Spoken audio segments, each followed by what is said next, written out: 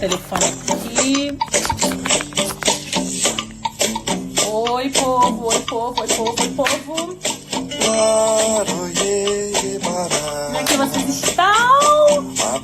Tem pouco que eu não faço live, né? Seco, café com as pretas, mas a vida não tá deixando. Boa tarde, família. Vou receber meu irmão Juan aqui hoje para um papo muito bacana.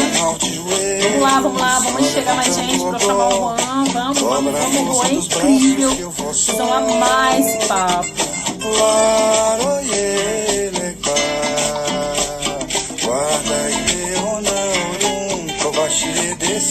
Juan já tá aí.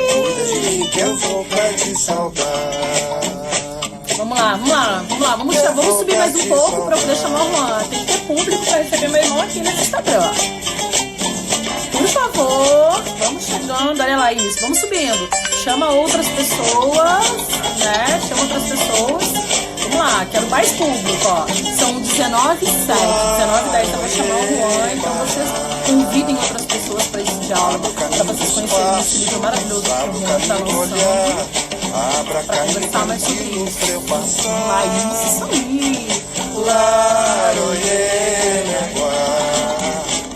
Tomba o mal de joelho, só levantando o dó. Dobra a força dos braços que eu vou. Isso aí, gente. Agora temos público, ó. Nós estamos em 102 pessoas. Vamos.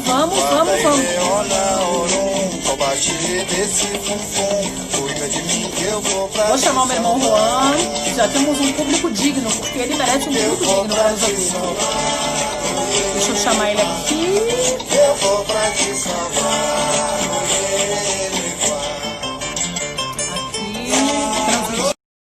Ei, irmão! Lindeza da irmã! Tá lindo! Tentando me aproximar próximo você, né? Tentando chegar perto. Ah, que é isso, tá lindão. Todo. Que satisfação de receber aqui. Fico tão feliz de verdade, assim. Poder conversar contigo. Imenso. Felicidade é minha. Felicidade é minha. O mundo merece te ouvir. Eu quero que você se apresente aqui. Nós já estamos com 120 pessoas. Gente, chamem outras pessoas para esse diálogo tão fundamental. É importante dizer que esse Instagram, o Instagram que está responsabilizado, né, em colocar a África no epicentro. Então, discutindo questões que são fundamentais, né, para a nossa coexistência enquanto seres africanos, né, e para pessoas que queiram entender uma perspectiva das pessoas pretas por outros paradigmas. Então, é por isso que Juan está aqui hoje conosco. Isso aí, ó, já subiu 30 pessoas. Então, chame mais pessoas para esse diálogo. Meu irmão, muito obrigado por você estar aqui. Desculpa a correria, no final deu tudo muito certo. Fico muito feliz. Eu lembro quando tu me procurou para dizer que tu estava indo, né, indo para Moçambique para passar um tempo. E aí tu volta com esse presente, então não tinha como não passar por aqui para estabelecer esse diálogo. E eu queria que você se apresentasse para essas quase 150 pessoas que estão aqui nos ouvindo. Então, antes de tudo, né, agradecer aí a você, primeiramente, assim, por esse papo, né, pela concretização desse evento, né, é muito importante. Como você mesmo ressaltou, né, esse livro, ou melhor, que eu vou falar aqui hoje vai ser um pouquinho da experiência que eu tive em Moçambique durante 7, 8 meses, né, o trabalho que eu realizei por lá de pesquisa. Pois bem, eu me chamo Juan Fernandes, né, sou sociólogo, pesquisador e escritor. Atualmente sou professor de filosofia, história e sociologia em algumas redes privadas de ensino. Eu cursei Ciências Sociais pela Universidade do Estado do Rio de Janeiro, UERJ, e atualmente, né, sou bolsista CAPES no programa de pós-graduação em Ciências Sociais da UERJ. E, além disso, sou pesquisador da Bloco 4 Foundation, né, que promove a construção de espaços de pesquisa sobre ativismo, cidadania e políticas sociais em Moçambique, e integro também um grupo de pesquisa Áfricas, Política, Sociedade e Cultura. Tenho 24 anos, né, e hoje eu comentarei acerca de alguns elementos do meu livro, né, que é o Casamento Tradicional Banto, Lobolo no Sul de Moçambique, que é parte da pesquisa que eu realizei em Moçambique, como dito anteriormente. E é importante ressaltar que o livro ele foi agraciado com 2 prêmios, né, um prêmio do Museu Nacional, da UFRJ, e um outro prêmio da própria Universidade Pedagógica de Moçambique, que foi a universidade a qual eu tive o prazer, né, de ficar durante 6, 7 meses. E é o primeiro livro sobre o tema no Brasil. Então, eu estou muito feliz em estar compartilhando isso com vocês aqui hoje. Sabe que eu tenho, assim, um sonho da vida que é conhecer Moçambique, né? O ano passado, eu estive em Luanda, fiquei 25 dias em Luanda, foi uma experiência incrível, assim, mas dos meus desejos, né, dos meus desejos de conhecer o continente sempre foi Moçambique, Senegal e o Egito, né? Isso aí, o Egito não precisa nem dizer, né? Não precisa nem dizer, né? O Quebec já tá posto, assim, né? Eu queria muito conhecer, mas assim, quando eu soube, né, que tu ia, assim, aí eu lembro que na época que eu conversei contigo, assim, primeiro antes de tu falar do livro, assim, eu queria que tu contasse, assim, para nós, assim, o que te motivou escolher Moçambique para esse processo, para essa imersão. Então, Preta, eu te acompanhei, inclusive quando você esteve em Angola, né? Acompanhei muito feliz também, porque eu sei, cara, que é uma experiência incrível, assim. É muito diferente de fato, né? Assim, a gente ficar. Estar lá, conviver com as pessoas de lá, assim, cara, é indescritível. Eu não consigo. Eu tentei fazer isso no livro, né? Mas eu não consigo pegar por inteiro, digamos assim, toda a experiência. Mas o que acontece, né? Eu costumo dizer que é importante a gente sempre estar ressaltando o que veio antes de nós, né? Aquilo que nos influenciou, aquilo que nos leva. Porque, por vezes, nós esquecemos esse movimento, que é um movimento muito importante, sobretudo quando a gente ingressa na academia. Então, o que acontece? Na universidade, o que é muito comum para pessoas pretas, e que eu acho que pessoas e pesquisadores negros estão cada vez mais completos por conta disso, é que nós temos acesso a um conteúdo, né, engendrado, fortalecido e consolidado pela universidade, mas, por outro lado, nós procuramos, né, conteúdos alternativos, digamos assim, ao conteúdo oferecido pela universidade, que é uma epistemologia preta, né? Então, eu tive influência e impacto direto de grupos de estudo, né, não só de dentro da UERJ, mas como também de fora. Então, eu sou filho desses grupos de estudo, desses grupos de leitura. Inclusive, foi o espaço que eu conheci você, né? Foi o espaço que eu tive contato com a galera mais velha que me influenciou diretamente. Então, a minha trajetória, a minha influência, digamos assim, por eu optar ir para Moçambique foi por conta disso. Mas, assim, eu tive a oportunidade de ir para o Norte Global, né? Eu tive a oportunidade de selecionar a Universidade do Canadá, enfim, Estados Unidos e Europa, como, por exemplo, Portugal. E tive a oportunidade também de optar por outras universidades de outros países africanos, como, por exemplo, a África do Sul e Angola.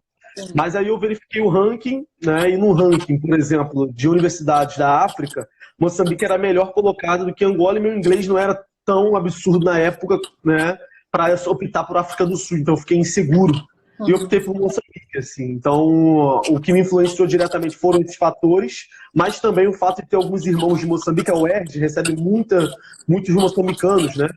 Então eles me influenciaram diretamente também na escolha, claro. Eles falaram, não, vamos para Moçambique, né? Então esses fatores assim determinaram, influenciaram diretamente. Pô, e qual é a língua local de Moçambique? Eu falo inglês, francês, tirando a língua da região, né? Qual é a língua que o colonizador deixou lá? A língua colonial de Moçambique é português, né? Só que na região que eu fiquei, especificamente no sul, nós temos aí uma influência histórica de um povo banto, que é o Tsonga. E dentro dessa categoria de Tsonga, nós temos 3 outros subgrupos, né? Que são os Rongas, os Xanganas e os Xitsua. E cada um tem assim, uma proximidade, mas são completamente diferentes na maneira de se expressar. Então, meu trabalho foi realizado, né, com pessoas que falavam Xangana e com pessoas que também falavam Ronga. Né? Foi difícil, tá? Foi difícil. Mas tu voltou de lá falando um pouco? Então, pode falar. Não, eu queria saber se você voltou de lá. Porque quando eu tive, né, em Luanda também, eu fiquei muito, muito curiosa. Assim, a irmã que estava nos recebendo, ela tinha ela tinha um trabalho, né, que ela ia mais para as aldeias, mais para o interior, para estudar a língua local, né, que é a língua raiz, a língua da tradição, e não a língua da colonização, né, porque português também falo, português de Portugal e tal. Uhum. Então eu fiquei muito interessada em... Para mim foi um estranhamento muito grande, eu não sei se você sentiu isso, mas quando eu cheguei, por exemplo, no aeroporto, né, eu falei, estou na África, né, daí eu cheguei na África e ouvindo português, eu falei, De fato, né? Assim, o que eu percebi? Lá eles utilizavam português nos espaços mais públicos, né? Enquanto no espaço privado, no seio familiar, o que era utilizado entre amigos, né? Em momento de descontração, o que era utilizado na realidade eram as línguas que resistiram ao avanço colonial. Então, no meu livro, por exemplo, eu trago um apêndice, um anexo muito importante que eu precisei fazer na realidade, um glossário de palavras-chave para a compreensão do casamento. Então, eu fiz um glossário de palavras locais, né, tanto do Longa quanto do Xangana, que foram as regiões, né, em que eu fiquei, para as pessoas que tiverem dificuldade, né, à medida que irem lendo, sempre retomar nesse glossário, entendeu? Então, assim, eu precisei, na realidade, gravar, enfim, precisei fazer muitas entrevistas para tirar muitas dúvidas, porque realmente os casamentos que eu acompanhei, eles foram inteiramente em Xangana. Então foi muito difícil, assim. E aí eu precisei da ajuda dos próprios interlocutores, das próprias pessoas e familiares, né? E eu queria começar te perguntando, porque quando eu tive lá, foi muito engraçado, né? E aí uma irmã dizia assim, não, vou te explicar um pouco. Ela é uma irmã daqui, que casou com um irmão de lá, e aí ela começou a me contar de alguns rituais, né? E aí ela me falou de um ritual que é o ritual do alambamento, que é um ritual que a família inteira participa. E aí, como o teu livro ele fala um pouco, né, de conjugalidade, eu queria que tu me dissesse se Lobololo tem o que é Lobololo, né? E se é um ritual local que tem essa relação com a conjugalidade. E primeiro, né, irmão, por que estudar conjugalidade em Moçambique? Assim? Eu fiquei pensando nisso assim, eu falei, cara, por que a Liri foi para Moçambique para estudar conjugalidade? Assim? Porque, enfim, eu tenho algumas suspeitas, mas eu quero te ouvir, assim, né? Em seguida, você explicar para nós o que é Lobololo, né? E qual é também, dar um panorama geral, assim, do livro, antes de entrar propriamente na escrita do livro. O povo está aqui empolvoroso querendo te ouvir. Claro, claro. Então, você falou do alambamento, né? E assim, a gente pode fazer uma comparação muito tranquila em relação a essa conjugalidade angolana e a conjugalidade moçambicana, porque, enfim, ambos são bantus e essa comparação ela pode ser realizada apesar das suas diferenças, mas elas têm mais similaridades entre si. Né, porque eu me deparei com alguns estudos etnográficos, né, alguns estudos antropológicos sobre alambamento, e aí, a partir disso, foi possível destacar, inclusive eu faço esse exercício no meu livro, algumas comparações entre ambos os países. Mas o que acontece? Eu não fui estudar conjugalidade. Isso é muito interessante, né? E talvez que é por isso que eu gosto tanto, talvez, da minha área. Né? O que acontece? Eu, na realidade, fui para estudar. Eu tinha escrito 2 capítulos já da minha monografia, que era a contribuição da teoria. A contribuição da teoria pós-colonial para o campo sociológico. E aí eu cheguei lá para estudar sociologia africana, né? Cheguei lá para ser orientado por um professor especificamente. E uma das disciplinas que eu frequentei, que foi a antropologia cultural de Moçambique, tudo mudou. Tudo mudou. E aí foi que eu conheci o Lobolo, e vi que o Lobolo era, na realidade, um objeto de estudo da antropologia, inclusive entre os próprios moçambicanos. E travou, hein? Porque para mim tá tranquilo. Peraí, Juan, vamos fazer o seguinte. Eu vou te derrubar e vou te chamar de novo. Aí mesmo nessa live. Vou aproveitar, vou pegar um lencinho de papel. Gente, tá travando. Peraí. Voltou? Maravilha. Então voltaremos com o meu irmão, que tá tão incrível esse assunto. Aqui, pronto. Deixa eu passar para pegar um... O tempo virou... o povo falou que voltou, irmão. Pode continuar. E aí, onde eu parei, né? Estava contando que o livro, o prefácio é do professor Renato Nogueira. Na hora que tu ia contar de quem era a orelha do livro, né? Travou. Travou. Então, e aí o prefácio do Renato Nogueira, né? A apresentação é do antropólogo moçambicano do Cídio Coça, que trabalha especificamente com espiritualidade no sul de Moçambique. A orelha. Eu quero perguntar um monte de coisa. Já tô aqui, ó. Vamos lá. A orelha e os comentários, né, na contracapa é da Cláudia Barcelos Rezende, né, e do Marcos Albuquerque, que são professores titulares do Departamento de Antropologia da UERJ. E os outros comentários que também vão na orelha, né, do professor Washington Nascimento, que é o professor de História da África da UERJ, e da Jaqueline Silva, que é uma antropóloga, né, da UFMG. Então, digamos assim, os elementos pré-textuais estão bem ricos, né, porque eles contribuíram bastante, digamos assim.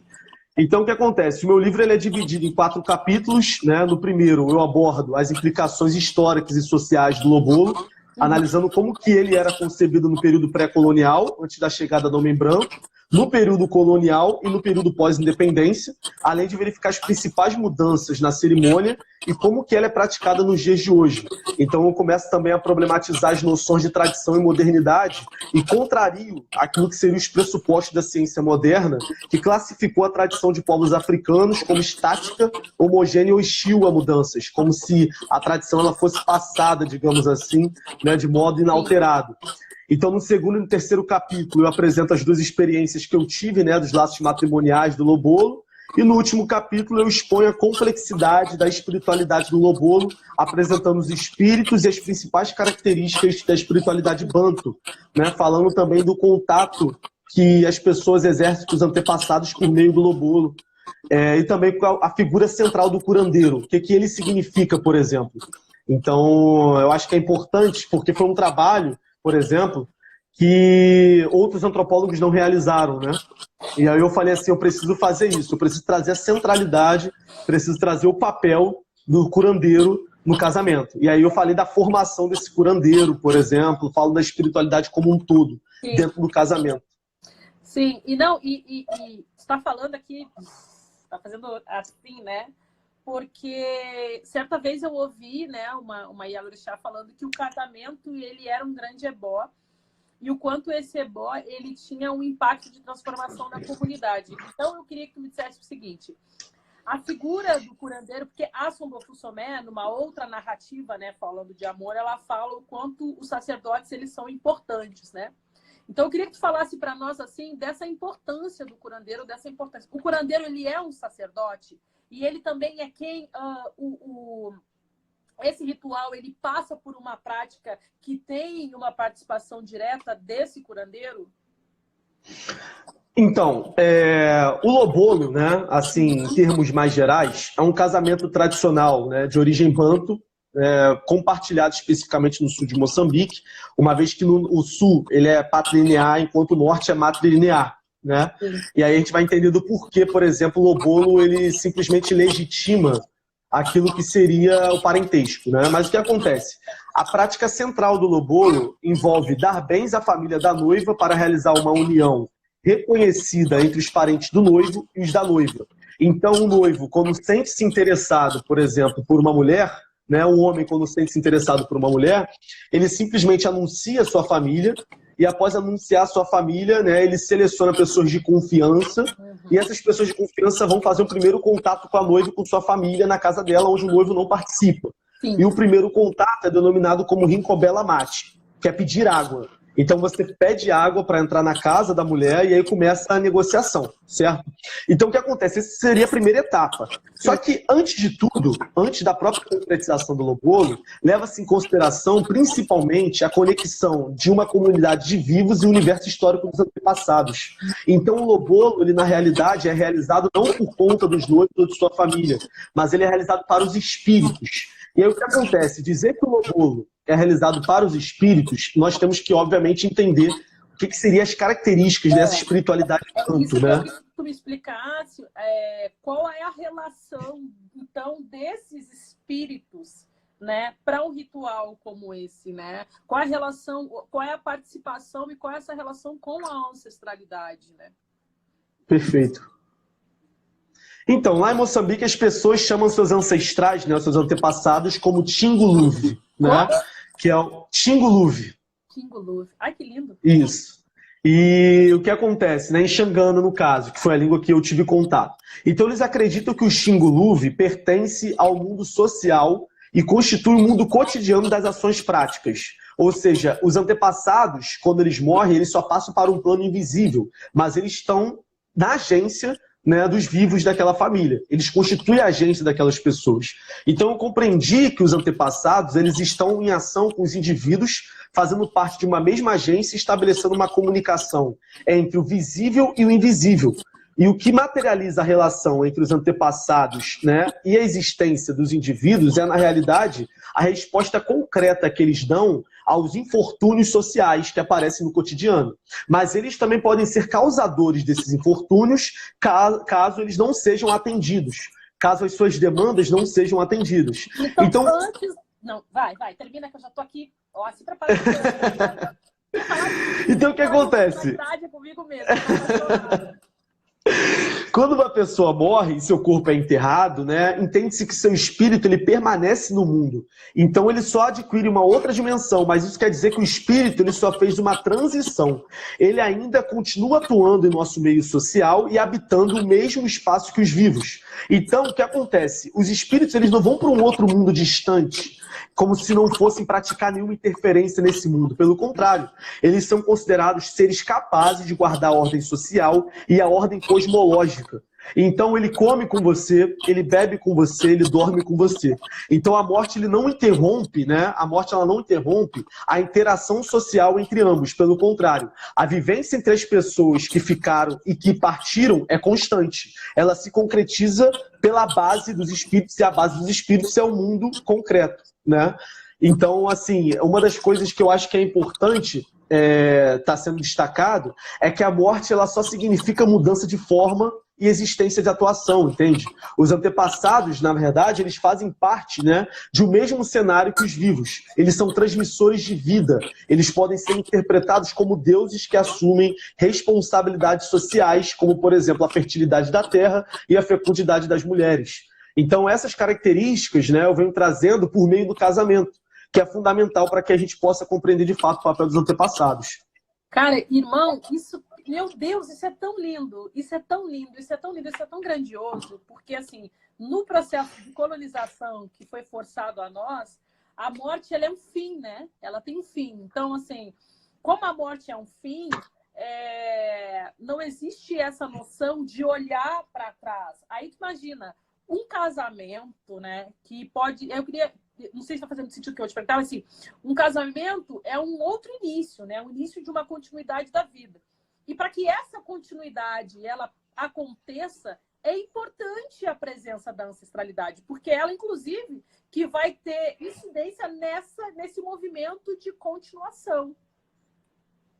Perfeito, perfeito. Seria isso, tipo... Porque não tem como eu casar, por exemplo, assim, não é casamento, né? Não é esse nome, enfim, mas eu vou trazer assim para uma linguagem, né, que nós conseguimos entender. Mas a presença da ancestralidade, do espírito, né, é fundamental. Quando tu falou assim, por exemplo, assim, ele come junto, ele tá junto, né? Então, e aí tu tava falando, eu tô viajando em várias coisas aqui, né? Muito, mas eu vou falar. Tu consegue me explicar, não sei se você teve acesso a essa informação, por que a água? Por que você oferece primeiro a água? Eu fiquei pensando lá atrás. Assim, por que você oferece primeiro a água? Que ótima pergunta, cara. Eu gosto muito de falar sobre isso, né? Por quê? O Ricombela Mate, né, que é a primeira etapa do lobolo, que é, na realidade, o primeiro contato que você tem com a família da noiva, você simplesmente vai pedir água porque a mulher... ela é interpretada como fonte da vida e como fonte da existência, e fonte também do equilíbrio. Então, quando você pede água, você entende que você está tirando algo, né, da casa de uma pessoa que é crucial para a sobrevivência. Então, a mulher sendo interpretada como fonte, né, de tudo ou todas as coisas, que produz, por exemplo, né, a riqueza da terra e produz também a fecundidade, você pedir água, você está pedindo a fonte daquela família. E o que significa isso? Como o lobolo, na realidade, é um casamento que se propõe a dialogar com os espíritos, nós temos o papel, por exemplo, do curandeiro, no primeiro momento, realizando cufalha. É um culto que serve para venerar os espíritos e conectar os espíritos da família da noiva e os espíritos da família do noivo e ver se eles estão de acordo com o casamento. Então, assim, não basta você simplesmente ter a intenção de casar. Na realidade, tem que passar por uma aprovação prévia dos seus antepassados. Então, a partir disso, se faz uma conexão e aí pede-se a permissão dos seus antepassados para que se concretize, portanto, o casamento. Então, o que acontece? No caso do pedir água, que é o primeiro passo, se a família da noiva aceita, na realidade, a entrada da família do noivo na casa dela, o segundo passo é realizar a cerimônia do lobolo, né, que é o culovola. E a cerimônia do lobolo na realidade, quando a família do noivo vai até a casa da família da noiva, leva os presentes que a família da noiva pediu. E presentes, que eu quero dizer, irmã, assim, os presentes eles mudaram ao longo da história, né? E uma das questões que eu trago no livro é essa: como que a variação dos presentes tem a ver com a colonização, tem a ver com o período de pós-independência. Então, por exemplo, fazer uma... Desculpa te cortar. Existia um tipo de presente na antiguidade e aí muda... O presente, ele é uma oferta... Não sei se o nome é esse, mas assim, ele pode ser lido como uma oferenda? Ele pode ser lido... Aqui, gente, no final, vai falar onde comprar o livro, porque o povo já está louco querendo ler o livro. Mas, irmão, esse presente é uma oferenda? Pode ser lido como uma oferenda?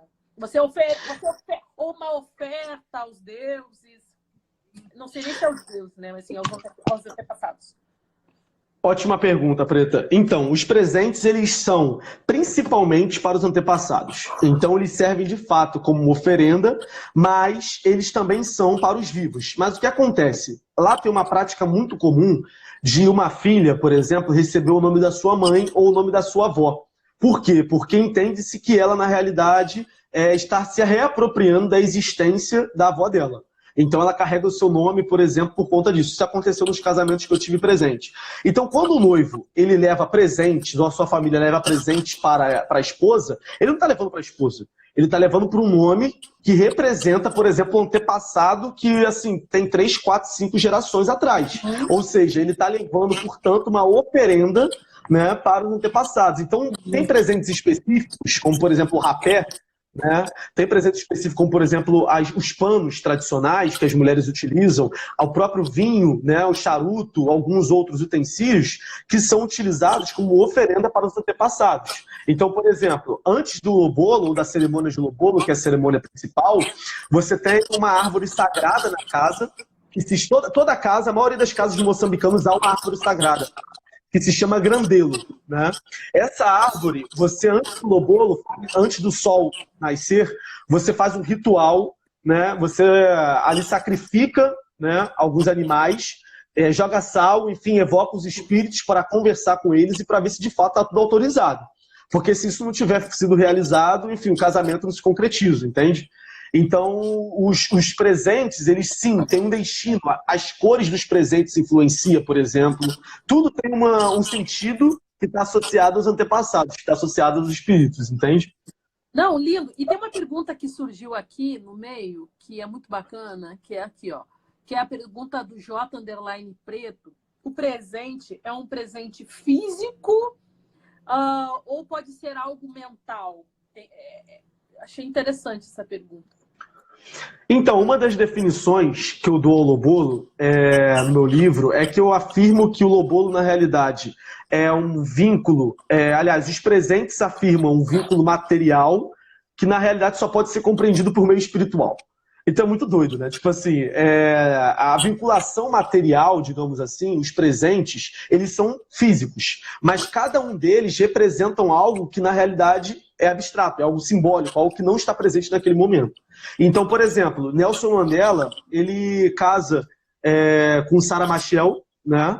Depois do falecimento de Samora Machel.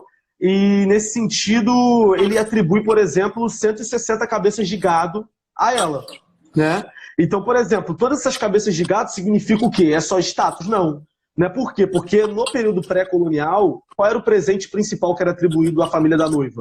O gado e a enxada. Por quê? Porque os povos banto daquele contexto, né?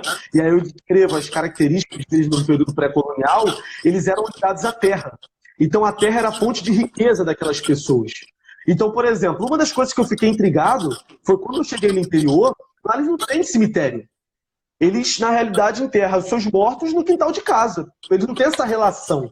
Então, nesse sentido, o que eles compreendem, né? Eles compreendem que aquelas pessoas, na realidade, não têm essa ideia de sanitarismo como a gente vai ter no modelo cristão e ocidental, né? Mas que, na realidade, aquilo ali é uma forma de continuidade também, de expressar que aquela pessoa ali tem um valor muito crucial para o desenvolvimento daquela família. Então, os presentes, por exemplo, que são tidos ou que são atribuídos, eles serão pegos e colocados, por exemplo, dentro daquele túmulo, entende? Não, irmão, e uma vez eu estava lendo uma coisa que eu não sei se... Eu não lembro de qual local, né? Primeiro que eu quero te dizer assim, te ouvir e falar assim, como o nosso povo é grandioso, né? Quanto, assim, quando tu entra em contato, né, com o continente africano e com as práticas do continente africano, primeiro mostra o quanto nós somos colonizados e o quanto isso é rico. E aí eu estava lendo uma vez, se eu me engano foi minha mãe que me disse, que a prática também de enterrar as pessoas no quintal de casa é porque você tem contato direto com a ancestralidade sempre. Então, se eu quiser me consultar, muitas das vezes, né, com a ancestralidade, eu vou no quintal da casa e converso com aquele ancestral. Tem essa relação também, essa prática? Perfeito. Então, como eu falei, né, eu observei essa prática longe da cidade. Então, eu acabei, né, indo para o interior e foi lá que, de fato, eu percebi o que isso significava. Então, por exemplo, quando eu perguntei, né, meus interlocutores como era, por exemplo, realizado o enterro, que é uma das discussões que eu trago no livro, né, o significado da morte para os povos banto.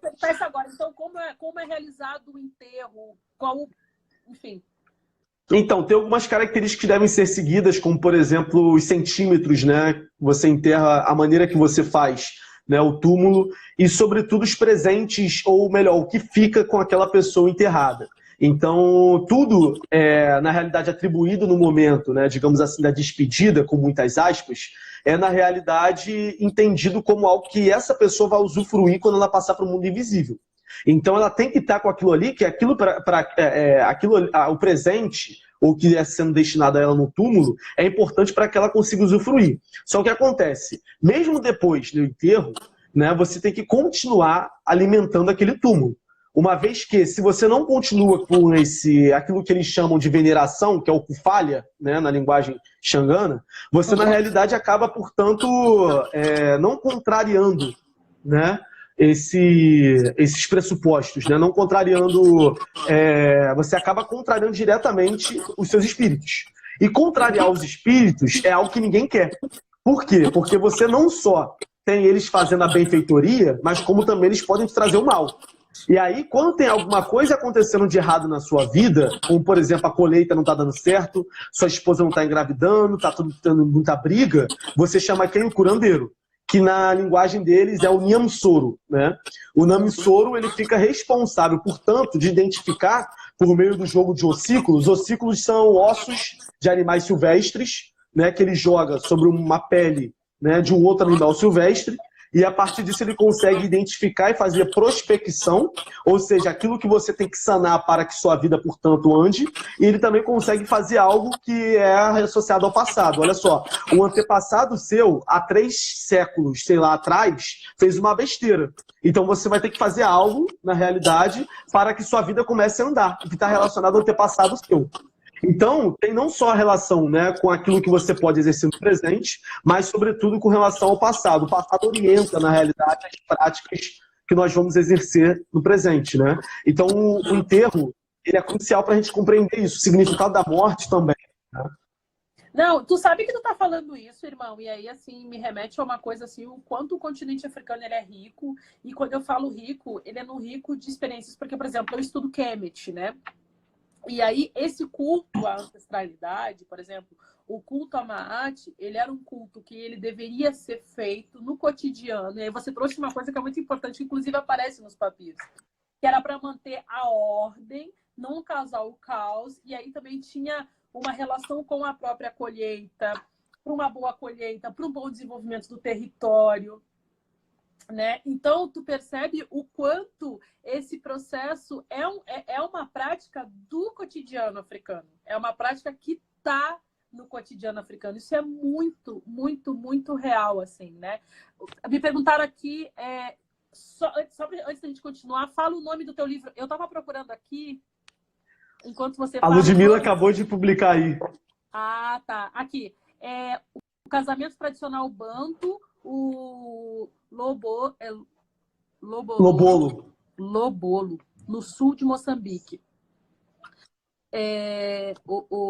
Enfim, até me perdi. Eu fui ler ali e me perdi o que eu ia perguntar. Ô, Juan, deixa eu te fazer uma pergunta aqui. E eu queria que você me explicasse, que eu disse lá no início, né, que hoje tem práticas são práticas que se mantêm, mas que essas práticas acabam passando por alguns atravessamentos, né, com os adventos da colonização. Então, tu consegue... eu queria que tu me dissesse, assim, quais são essas características, né, que hoje você vê, assim, o quanto o impacto da colonização, dessa maldição que chegou no continente africano, né, o quanto tem impacto no ritual, né, desse ritual do lobolo. Então, nega, o lobolo ele foi erroneamente interpretado como venda de mulher ou escravização sexual da mulher por parte dos portugueses. Quando os portugueses eles se deparam com a prática do lobolo, eles entendem que é uma instituição porque eles tinham a premissa do evolucionismo, né, que era pautada na antropologia daquela época. Então, os antropólogos que fazem a incursão, né, colonial naquele contexto na verdade, para decifrar os hábitos, mas, ao mesmo tempo, também exercer um controle. Né? Então, o que acontece? Eles interpretam o casamento, o lobolo, como venda de mulher, como algo que, na realidade, era escravização sexual, porque não havia divórcio, né, não tinha possibilidade. Por quê? Veja bem, o lobolo, quando o homem ele atribui, né, os presentes, que são vários, que podem ser dinheiro, que pode ser, enfim, animais, à família da esposa, qual é a centralidade disso? Né? Ele está atribuindo à família da noiva, né, uma gama de presentes. O irmão da noiva vai utilizar os presentes que o noivo, né, na verdade da noiva, atribuiu a ele, para realizar um outro lobolo a outra mulher. Então, na realidade, é uma troca de unidades coletivas para manter o equilíbrio no cotidiano. E os portugueses, quando se deparam com isso, eles não compreendem esses aspectos. Porque, veja bem, não é uma venda, é uma troca. Então, eu, enquanto noivo, né, aliás, eu, enquanto homem interessado em catiúcia, o que eu vou fazer? Eu vou simplesmente atribuir a sua família a tudo aquilo que eles, né, exigiram numa carta, e aquilo que eu atribuí à sua família, né, vai ser utilizado por seu irmão para atribuir uma outra mulher, para trazer essa mulher para a sua casa, para o espaço, o furo que você deixou, vai ser sanado com outra mulher. Então, assim, não é venda, né? Então, os portugueses, eles entendiam como venda, mas, na realidade, era trocas de unidades, digamos assim, e essas unidades elas eram importantíssimas para manter o equilíbrio entre os clãs no período pré-colonial.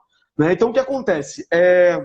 Os estudos antropológicos, né, à medida que eles foram avançando, eles chegaram à conclusão que o lobolo ele poderia ser traduzido como um valor absoluto dos povos banto, pela razão de sua prática consistir em uma aliança que envolve não apenas as famílias dos noivos, mas a comunidade na qual elas se inserem. Então, o lobolo ele tem uma característica holística. Né? O casamento monogâmico cristão ocidental ele tem uma característica individualista. Né? Ou seja, se você pegar, por exemplo, um trabalho recente produzido pelo sociólogo Anthony Giddens, que ele vai falar do surgimento do amor romântico, né? Que se dá a partir do século XVIII, sobretudo pela consolidação do ideal do iluminismo e com a ideia de indivíduo à frente de todos os direitos, com a ideia de liberdade à frente de todos os direitos, o amor romântico ele só pode ser pensado dentro dessas caracterizações de liberdade e de indivíduo. Enquanto você pega o lobolo, na realidade, você tem, por outro lado, uma característica mais holística, ou seja, não é o indivíduo à frente da identidade ou da aliança entre as famílias, entre a comunidade. Pelo contrário, são os valores da comunidade, os valores dessas alianças que são feitas, que pesam maior na decisão dos próprios noivos. Entende? Então, não significa dizer que o noivo e a noiva não têm autonomia. Eles têm autonomia. Pelo contrário, eles decidem as coisas, mas tudo é decidido em conjunto. Então, por exemplo, a gente não pode pensar a nuclearização da família como se tem na família ideal burguesa, que é você casar e pegar um terreno que antes era de todo mundo e começar a fatiar. Olha, você cuida do seu filho, eu cuido do meu. Não se mete na criação dos meus filhos, senão vai rolar porrada. Então, assim, não tem essa ideia. Na realidade, a uma comunidade e não tem a nuclearização dessa família.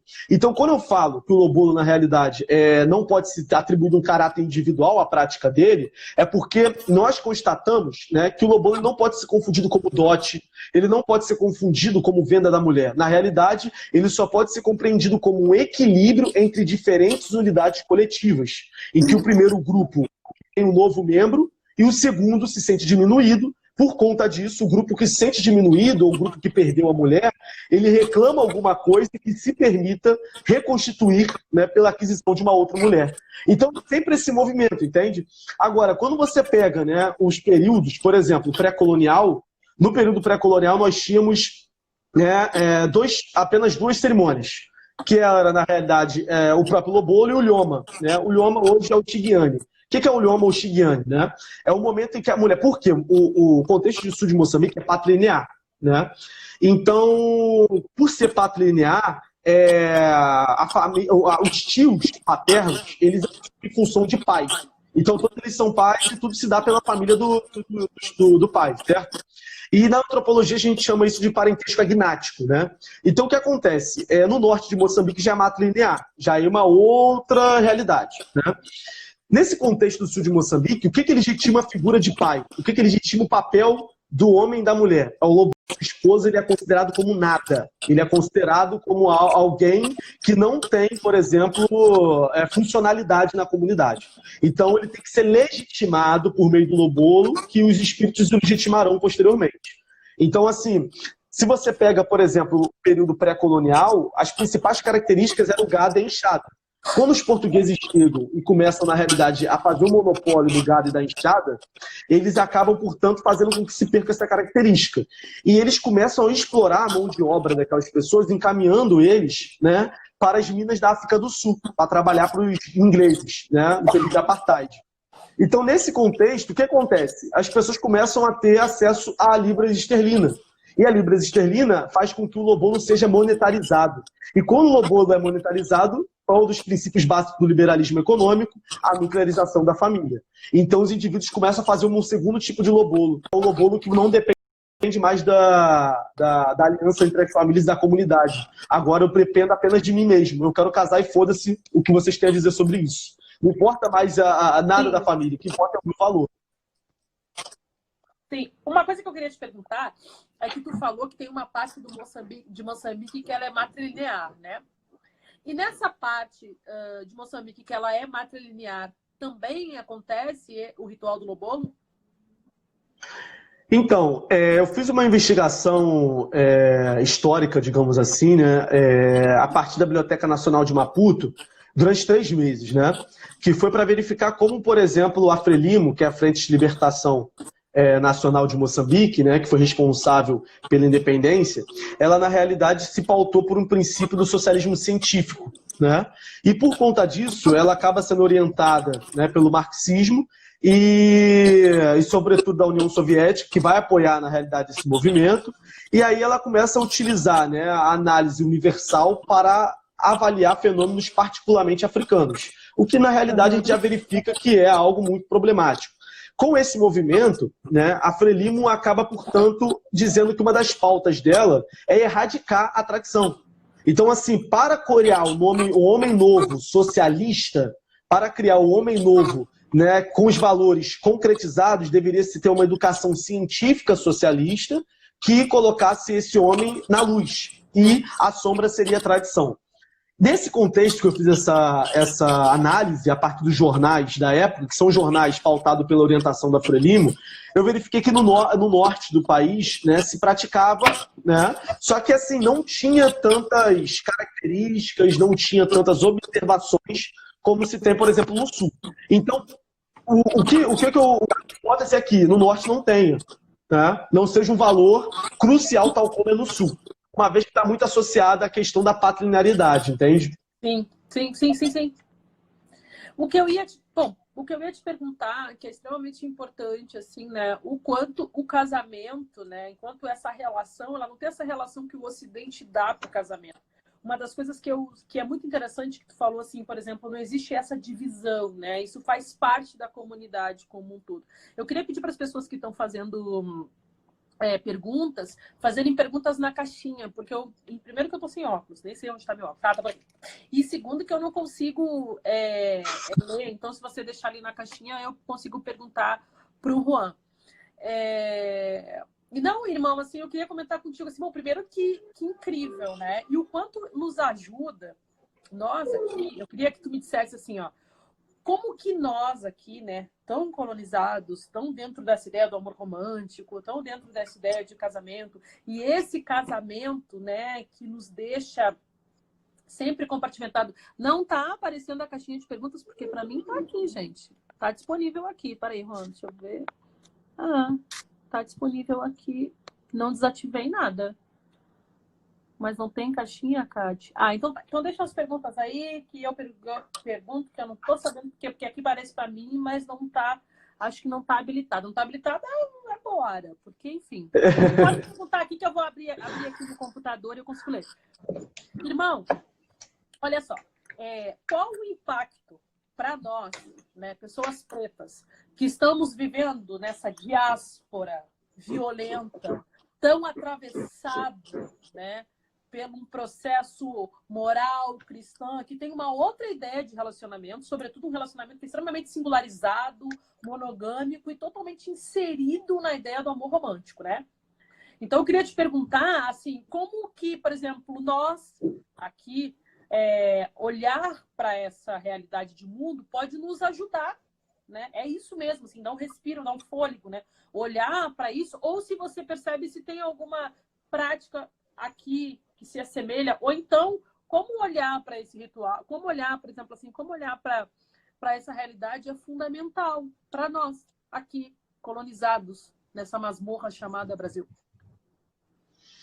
Então, uma dos trabalhos, né, que eu venho realizando agora no mestrado é a compreensão, digamos relação, assim. Desculpa te perguntar, só para você faz a sua pesquisa, ela tem essa relação, tem essa relação, nós aqui, enquanto uma pessoa africana, né? Porque é assim que nós nos entendemos, uma pessoa africana que renasceu na violência da diáspora, que foi o período colonial.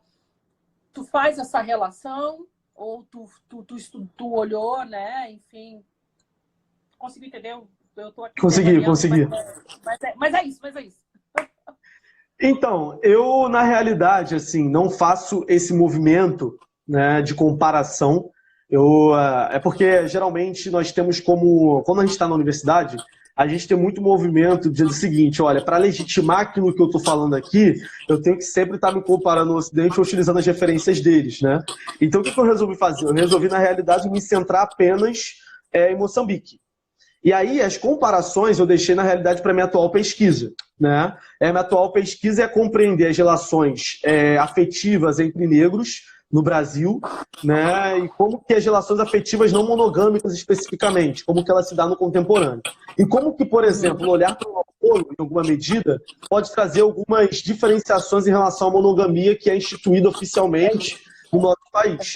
Então, por exemplo, uma das premissas que, de cara, eu já destaco é que o movimento, né, que eu venho realizando teórico, para entender, por exemplo, o surgimento histórico dessa instituição monogâmica, que trabalha com ressentimento, com a culpa, com a ideia de exclusividade, né, com a ideia de amor eterno, ela está diretamente associada a um ethos, né, engendrado, consolidado pela Europa. Porque, assim, você verifica a instituição familiar como algo de propriedade privada mesmo, no sentido mais estrito possível. E quando você compara a monogamia, por exemplo, do Lobolo, já é uma relação completamente distinta. É uma monogamia, na realidade, que, primeiro, se pauta pelos princípios espirituais. Se você pega o casamento, né, monogâmico judaico-cristão, os noivos eles se pautam pelo futuro. Ou seja, eles se unem no intuito de juntar dinheiro, digamos assim, juntar finanças, de se controlar em relação a isso, para, portanto, obter um futuro. Já em relação ao contexto de Moçambique, nós temos os noivos se pautando pelo passado, dos antepassados. Aquilo que eles têm a dizer, aquilo que eles podem orientar. Então, essa é a primeira característica, a primeira diferenciação. Se alguém pergunta assim, qual é a principal diferença entre essas monogamias, é a questão espiritual. Porque um tempo o tempo na cosmovisão, digamos, se é que podemos falar de cosmovisão eurocêntrica, né? Eu prefiro, na realidade, tratar de colonialidade de poder, como o sociólogo Aníbal Quijano, que é, na realidade, um conceito que pode expressar, olha só, o tempo, né? O tempo é orientado sempre para o futuro. Aquilo que é do passado deve ser, na realidade, visto em progresso. Deve ser sempre, na realidade, visto como algo de superação. Enquanto, na realidade do Lobolo, o tempo ele é visto para o passado, que vai orientar o presente. É sempre essa relação dialógica entre passado e presente, passado e presente. Então essa seria a principal diferenciação. Já no casamento judaico-cristão, apesar de eles se pautarem por lógicas cristãs, né, há implícita, o explicitamente, né, uma ideia de futuro que deve se concentrar sempre nos noivos, não na comunidade que os influenciaram, não na aliança que eles fizeram, não nas famílias, por exemplo. Pelo contrário, nós temos uma ideia mais individualista de casamento, entendeu? Sim, total, irmão. Assim, eu tenho uma frase que eu tenho falado na atualidade que tem feito muito sentido para mim, né? Que o futuro é ancestral. E aí, quando tu traz essa noção, olha que incrível. O casamento, ele é algo que precisa dar conta de uma dimensão da tua ancestralidade, porque nós somos a experiência da ancestralidade, nós somos o resultado da ancestralidade, né? E aí, quando tu se pauta numa noção de casamento, e é muito louco, porque na filosofia quemética, na travessia do Gerumá, há uma preocupação muito maior com a travessia. Ai, travou? Juan? Não trava, não cai. Não cai. Vocês estão me vendo, eu, Catiúcia Ribeiro? Comentem aí para mim. Ai, voltou? Voltou. Irmão, bem na hora que eu falar uma coisa que, assim, me parece muito, né? O quanto a África... O mestre Jairo Pereira, semana passada, eu tive uma live com ele no Café com as Pretas, né, no África Café, e aí ele trouxe uma questão assim, o quanto existem experiências, né, que elas são diversas, mas existe como se fosse um grande espírito africano que tem alguns modos de comportamento que se assemelham. Então, isso me parece muito uma concepção, né, do Kemet, que é uma noção de que nós não estamos preocupados com o fim, mas sim com essa travessia. E essa travessia, ela precisa atender a esses elementos espirituais. Então, olha para nós, né, o quanto nós, pessoas pretas, nos relacionamentos que nós temos, totalmente inseridos por uma noção ocidentalizada de relacionamento, porque essa noção de monogamia que você trouxe é totalmente diferente da noção de monogamia do Ocidente, sabe? É uma outra correlação. É uma relação. E aí eu queria que tu me dissesse, assim, ó, se também o casamento, como você tem essa relação com o espírito, também tem uma noção de entender que essa relação, por exemplo, eu, Catiúcia, vou casar com o Juan, mas também é uma ligação dos nossos espíritos antes da matéria? Catiúcia, o Lobolo é exatamente isso, assim. Eles falavam para mim que os espíritos, eles comiam o Lobolo.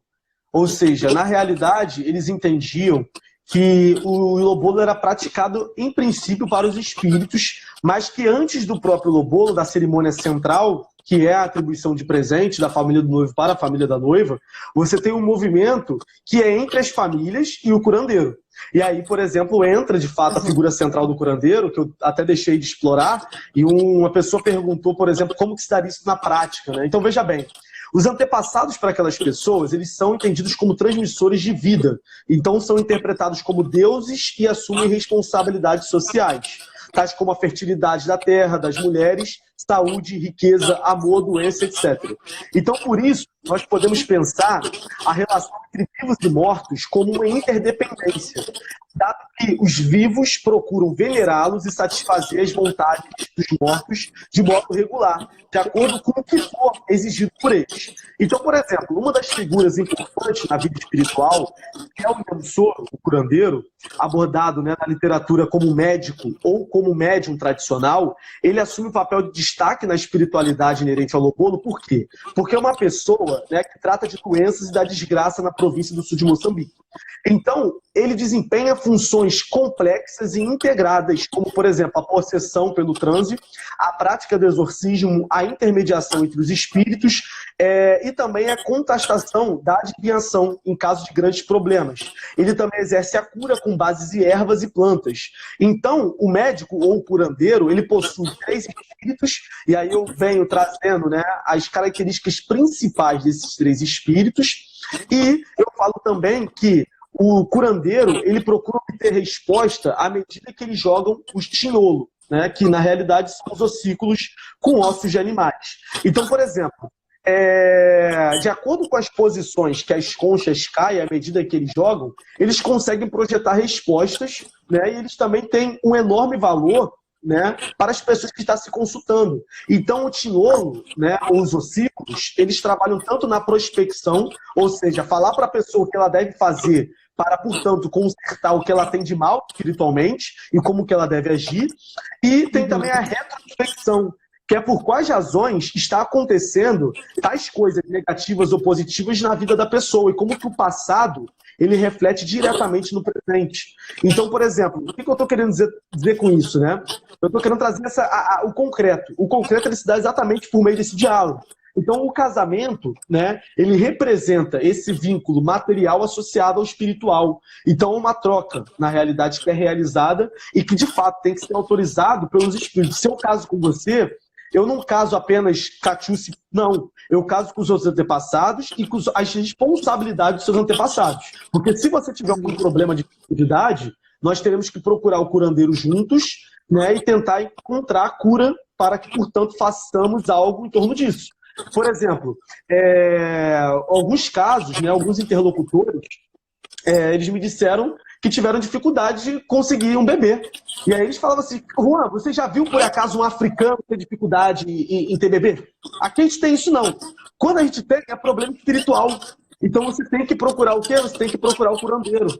Então o curandeiro, ele traz respostas, na realidade, para você, né, conseguir corrigir e, portanto, ter paz com os espíritos. Porque os espíritos, ele não é também seres bonzinhos, não. Eles ocasionam caos. Eles ocasionam caos em casos de não serem atendidos, entendeu?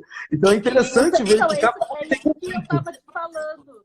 É justamente isso que eu estava te falando, como é essa correlação, né? Com Kemet também tinha isso, assim, você precisava o tempo inteiro estar alinhado com os espíritos, porque se você não tivesse alinhado com o espírito, o caos chegava. Irmão, olha só, falta 3 minutos. Eu vou derrubar e aí tu pode voltar? Posso sim. Tá, então tá, vai cair, eu vou deixar essa live salva, tá todo mundo me pedindo, porque daí eu queria que falasse um pouquinho dessas características, dessas 3 características, pode falar? Claro, claro. Então, olha só, falta 1 minuto, eu vou desligar para não cair na nossa cara, e gente, quase essas 200 pessoas que estão aqui, voltem, por favor. Vai ficar salva no meu IGTV.